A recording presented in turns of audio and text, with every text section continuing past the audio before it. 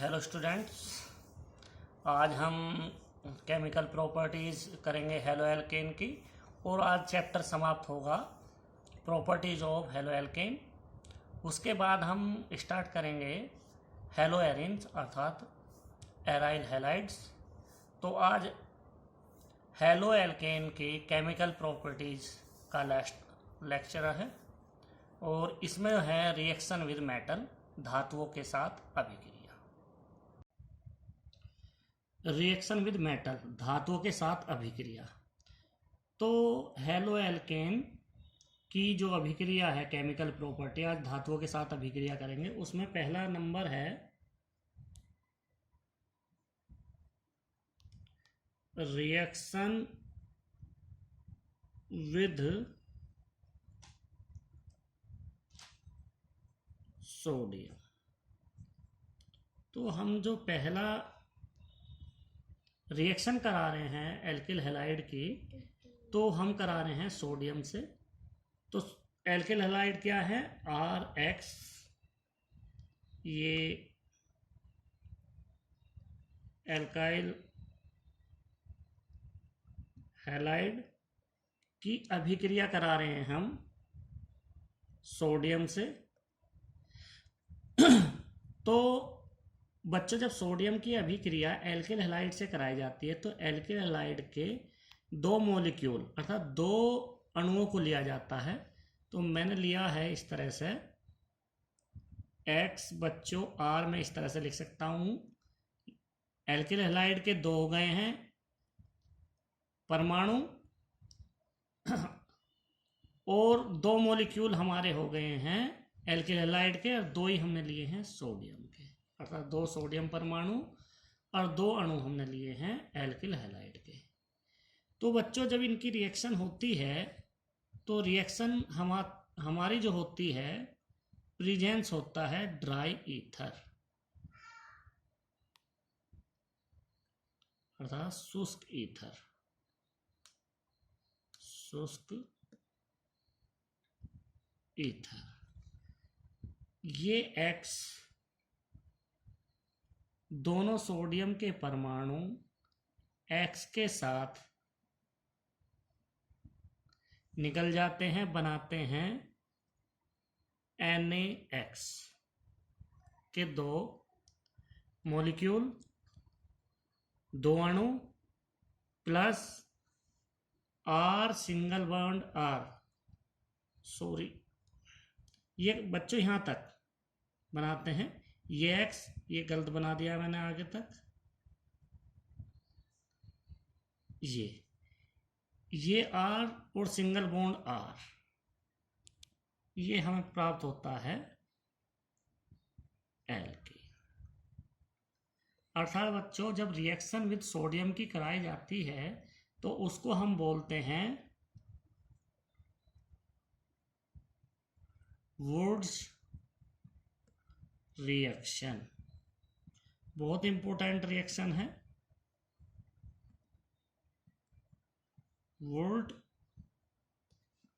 Woods अभिक्रिया। यदि बच्चों दो सोडियम को दो एल्काइल हैलाइड के अणुओं के साथ ड्राई ईथर की प्रेजेंस में या शुष्क ईथर की प्रेजेंस में अभिक्रिया कराते हैं तो हमें एल्केन प्राप्त होती है। तो बच्चों, ये बहुत इंपॉर्टेंट इक्वेशन है। जब कन्वर्जन करोगे आप लोग, क्या होता है, जब ये इंपॉर्टेंट इक्वेशन है। और बहुत इंपॉर्टेंट इक्वेशन क्यों है? क्योंकि इसमें कार्बन की श्रृंखला को बढ़ाया जाता है। एग्जाम्पल, मैं R की जगह लिया है CH3 Cl plus 2Na, X की जगह Cl और R की जगह CH3। किसकी उपस्थिति में कर रहे हैं? Dry ether. तो बच्चों, ये Cl दो सोडियम के दो क्लोरीन के परमाणु आपस में संयोग करके सोडियम क्लोराइड बनाते हैं। ये बना दिए हैं सोडियम क्लोराइड। बच्चों CH3 और CH3 दोनों कंबाइंड होकर बनाते हैं CH3 सिंगल बॉन्ड CH3, ये बनाते हैं बच्चों एथेन। ये था मिथाइल क्लोराइड, मिथाइल क्लोराइड अर्थात बच्चों मिथाइल क्लोराइड के दो अणु लिए हैं और सोडियम के दो परमाणु। तो सोडियम धातु के दो परमाणु इसलिए लिए हैं कि क्योंकि हमें क्लोरीन के दो परमाणु हैं जिनकी वैलेंसी हमारी एक एक है, तो सोडियम के दो परमाणुओं के साथ संयुक्त होकर सोडियम क्लोराइड बनाते हैं, सोडियम क्लोराइड बनाते हैं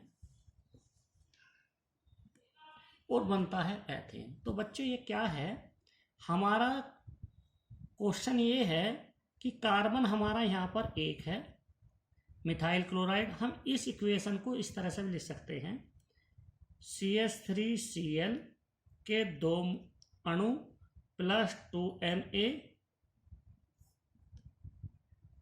प्रेजेंस ऑफ ड्राई ईथर, वो प्राप्त होगा हमें NaCl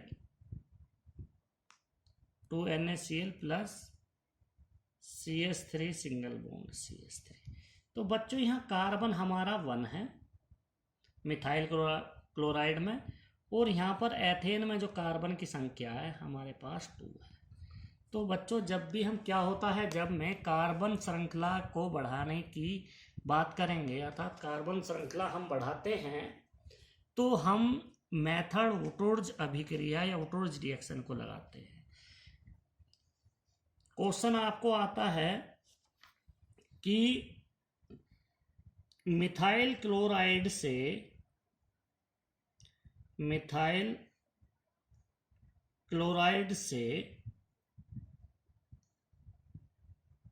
एथेन कैसे प्राप्त करोगे, मिथाइल क्लोराइड से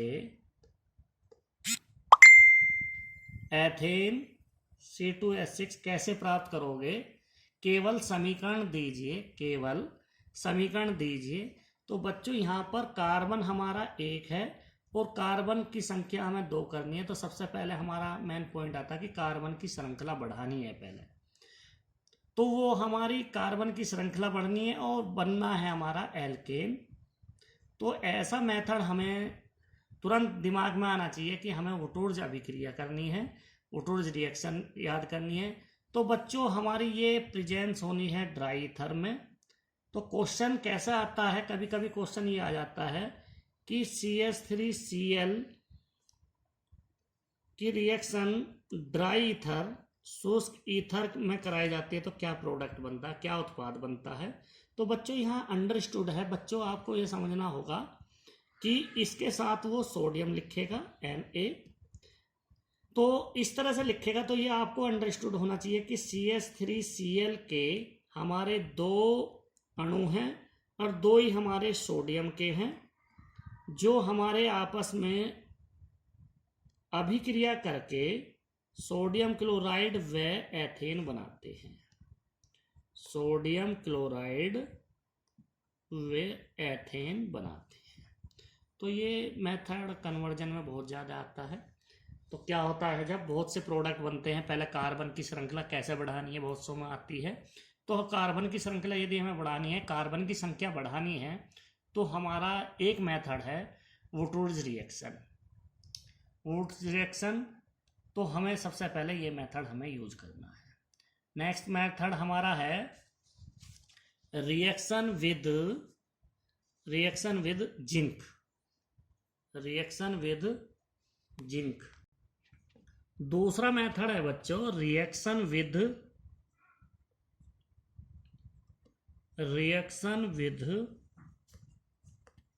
जिंक। तो बच्चों हम जो हम धातु यूज कर रहे हैं, दूसरी मेटल यूज कर रहे हैं, वो जिंक अर्थात Zn के साथ अभिक्रिया करा रहे हैं। किस पर करा रहे हैं, एल्किल हैलाइड है। तो बच्चों Zn की वैलेंसी हमारी 2 होती है +2, ये ध्यान देने वाली बात है। तो हम पहले वाले केस में क्या कर रहे थे, ध्यान देने वाली बात है, हम CH3Cl जनरल मेथड लिखाता हूँ पहले आप लोगों को, फिर मैं एग्जाम्पल कराता हूँ। तो बच्चों इसमें करना है आपको एल्काइल हैलाइड के दो हमें अणु या मॉलिक्यूल लेने हैं, किसके साथ, जिंक के साथ। तो बच्चों वहाँ हम लेते थे सोडियम के दो अणु, सोडियम के दो परमाणु। तो बच्चों यहाँ सोडियम के दो परमाणु लेते थे वहाँ पर, यहाँ जिंक का एक परमाणु लेंगे क्योंकि इसकी वैलेंसी 2 है। वो क्लोरीन की या हैलाइड की वैलेंसी 1 होती है, तो इसको सेटिस्फाई करेगी, जिसके साथ बनता है, इसकी प्रेजेंस होगी हमारी ड्राई ईथर ही। तो हमें प्राप्त होगा बच्चों alkane R single bond R plus ZnH2, ये हमारा एल्केन प्राप्त हो रहा है। ये जिंक हैलाइड है, जिंक हैलाइड, ये एल्किल हैलाइड है, हैलाइड।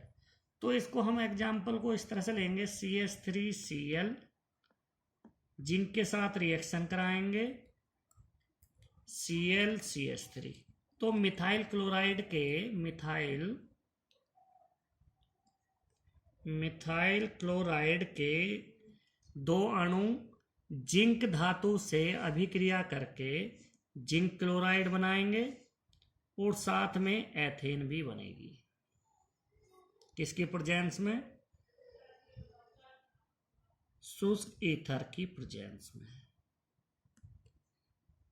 तो बच्चों हमें प्राप्त होगा CH3 single bond CH3 plus ZnCl2। तो बच्चों ये भी हमारा ऐसा मेथड है जिसमें हम कार्बन की श्रृंखला बढ़ाने के साथ हम एल्केन बनाते हैं, अर्थात एथेन बना रहे हैं, प्रोपेन ब्यूटेन इस तरह से बना सकते हैं, कार्बन की श्रृंखला बढ़ा सकते हैं। तो बच्चों हम ये मेथड हमारा जिंक के साथ जब यूज होगा, जब हम एल्काइल हैलाइड के दो मॉलिक्यूल या दो अणु लेंगे, तो इस रिएक्शन का नाम या इस मेथड का नाम होगा फ्रैंकलैंड रिएक्शन। जब हम जिंक के साथ यूज कर रहे हैं तो इसका नाम होता है फ्रैंकलैंड रिएक्शन या फ्रैंकलैंड अभिक्रिया। तो बच्चों यदि बच्चों हम सोडियम के दो परमाणु लेते हैं, सोडियम धातु को लेते हैं, तो हमारा होता है वुड्स रिएक्शन। और यदि हम जिंक लेते हैं तो रिएक्शन का नाम होता है फ्रैंकलैंड रिएक्शन। तो बच्चों ध्यान रखना कि ड्राई ईथर की प्रेजेंस है, एल्किल हैलाइड के दो हमारे अणु हैं, लेकिन जिंक आते ही हमारा इस रिएक्शन का नाम हो जाता है फ्रैंकलैंड अभिक्रिया। जैसे ही हमने सोडियम परमाणु के स्थान पर Zn यूज करेंगे, तो जब हम सोडियम यूज कर रहे हैं तो हमारे वुड्स अभिक्रिया होती है, और जब हम जिंक यूज करते हैं एल्काइल हैलाइड के दो अणुओं के साथ तो फ्रैंकलैंड अभिक्रिया होती है। दोनों का काम एक जैसा ही है, कार्बन की श्रृंखला बढ़ाई जाती है, कार्बन की गिनती बढ़ाई जाती है, कार्बन की संख्या बढ़ाई जाती है और उसमें एथेन या एल्केन प्राप्त होता है। तो इस तरह से बच्चों बोर्ड एग्जाम में आपको क्वेश्चन आता है C2H5Br की रिएक्शन हमारी जिंक के साथ करा रहे हैं, किसमें, ड्राई ईथर की प्रेजेंस में, तो क्या प्राप्त हो रहा है।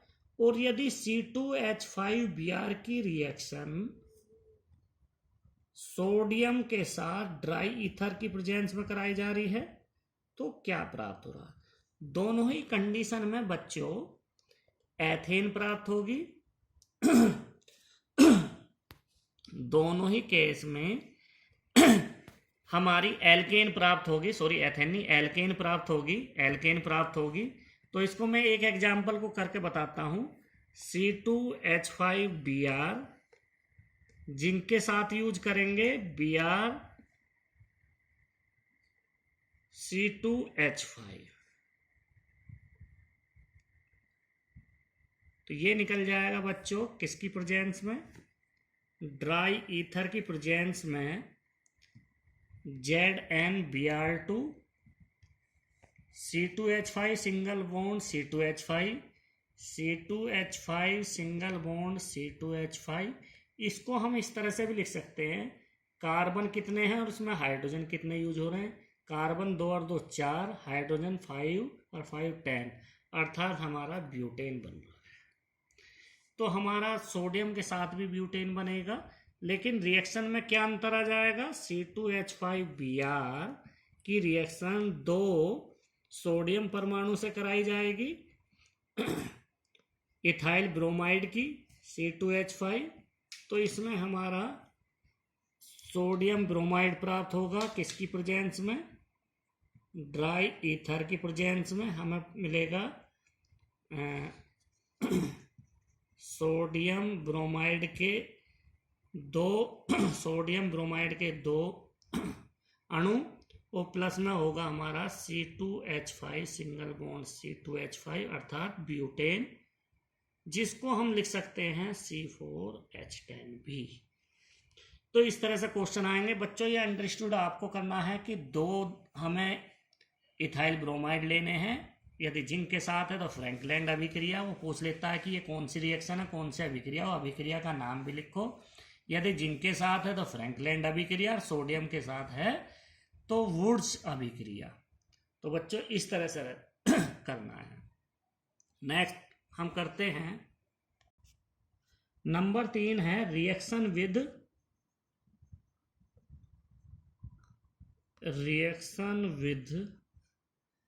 मैग्नीशियम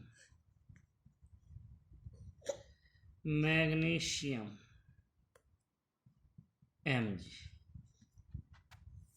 बहुत ही इंपॉर्टेंट रिएक्शन है। जब भी एल्किल हैलाइड की रिएक्शन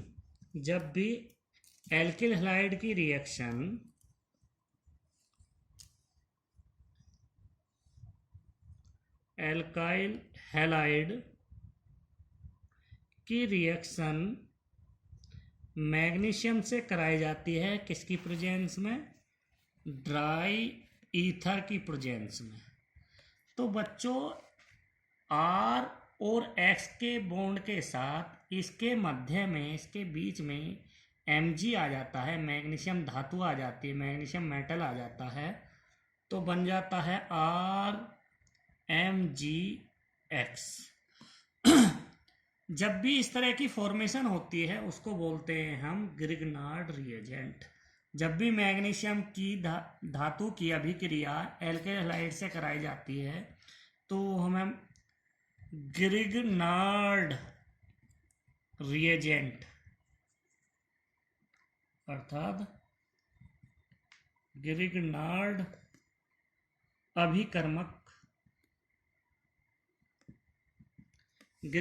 अभिकर्मक प्राप्त होता है। तो बच्चों कोई भी हमारा मेटल एंड नॉन मेटल के बीच में, धातु और अधातु के मध्य जो भी बंध बनता है वो हमेशा आयनिक बंध बनता है। तो बच्चों यहाँ भी मेटल धातु है और यहाँ अधातु है, धातु और अधातु के बीच में जो बंध बनता है वो आयनिक बॉन्ड है। तो मैग्नीशियम और X के बीच में जो बॉन्ड बना है वो आयनिक है, आयनिक बंध बन रहा है आयनिक बंध।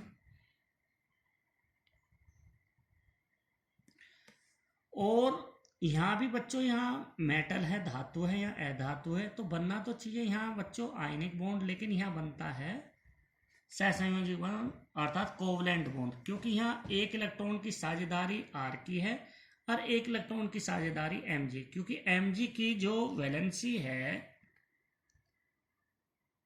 परमाणु क्रमांक 12, एटॉमिक नंबर 12, 282, बाह्यतम कक्षा में 2 इलेक्ट्रॉन है, अर्थात इसकी वैलेंसी 2 है। 2 इलेक्ट्रॉन ये पार्टिसिपेट कर सकता है बॉन्ड फॉर्मेशन में, बॉन्ड बनाने में 2 इलेक्ट्रॉन को दे सकता है। तो एक बॉन्ड तो बच्चों मैग्नीशियम ने X के साथ बनाई है, तो एक इलेक्ट्रॉन तो यहाँ यूज हो रहा और एक इलेक्ट्रॉन यहाँ यूज हो रहा है। तो यहाँ इसकी जो बच्चों है, यहाँ हमारा बनेगा कोवलेंट बॉन्ड, सहसंयोजी